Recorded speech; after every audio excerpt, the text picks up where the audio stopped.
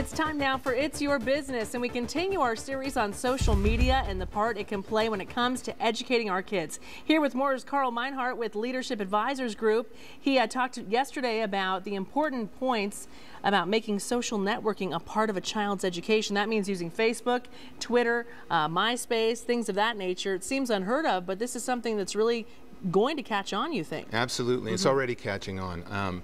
Case in point, we're going to talk a little bit about a case study today. Great. In Oregon, several school districts are starting to look at social media in the classroom because they recognize the opportunity of rich content and the opportunity to engage the kids more.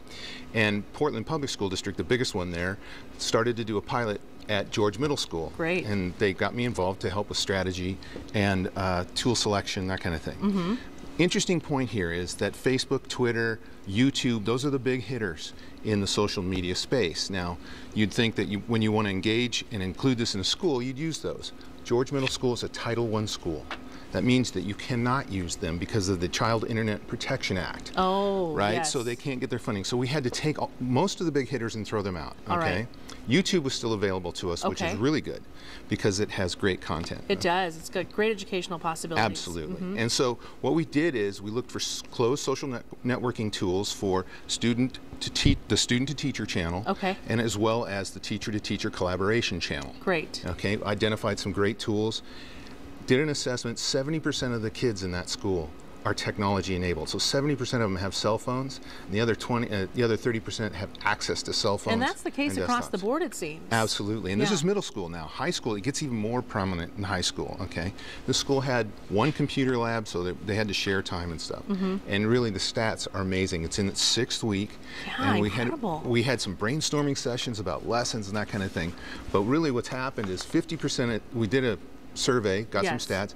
50% of the kids have improved their grades. 60% are using the social media tools when they have no assignments due. So they're logging in from home and engaging with other students and helping other students with their assignments. Wow, that's that's amazing. Really cool. And 71% want to do more extra credit. They want more classes across the social network tools, and they say it makes 96% say it makes work more fun. And you know, no one's surprised by that because the kids love to use their cell phones. You know, usually they're banned in the schools. Absolutely. So this is a complete turnaround if this becomes the norm, isn't it? It is. It is definitely. And like I mentioned yesterday, one of the kids identified a way to send alerts to all the kids in his class so that they wouldn't miss an assignment. So it would text them on their phone and say, hey, the assignment's due tomorrow at whatever. The trick is finding a way to use the phones only for education when they're in school. When you figure that out, Carl, you'll be a millionaire. I will be. Yes, you will. So, but ultimately what we've seen is more engagement by the students. Yes. And that engagement is starting to basically bleed over into the teachers, and they're starting to get excited about embedded content and creative. And using YouTube in the classroom. Absolutely. Yeah, I hear that's more accepted now. Absolutely. There's great stuff out there. It's the future. It really is, and we need to grasp it and embrace it. It is. All right, thank you so much, Carl. We appreciate you being here. And stay tuned. We will be right back.